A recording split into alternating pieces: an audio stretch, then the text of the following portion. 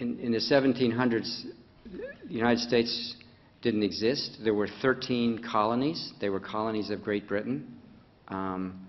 Being a colony of Great Britain had some obligations, and it had plenty of privileges. Americans didn't like to pay taxes to Britain, and as a consequence of that, especially the commercial interests, we fought a revolution to become independent of Britain.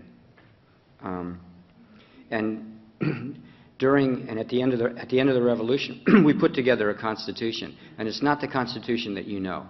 It's our first constitution, and the founding fathers of the United States were sworn to be loyal to this constitution.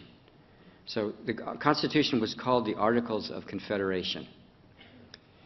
And the way I would think of it is it was Ronald Reagan's dream.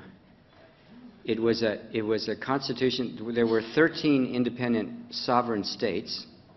They were called the states. And state meant state, sovereign state.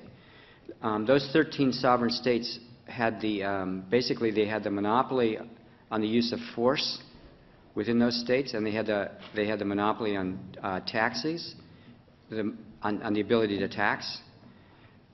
They had a monopoly on the ability to regulate trade. So there were really 13 countries, so think of that. And they were joined in a confederacy.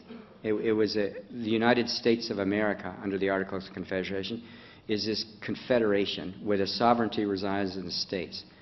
There's a central government, which actually is just a legislature. It has no court system. It has no executive. It's a Congress, and people at the time described it as a debating society. Okay, so that's the Articles of Confederation.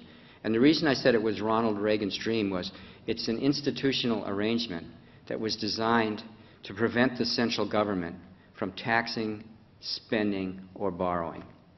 If you can't tax, you cannot borrow.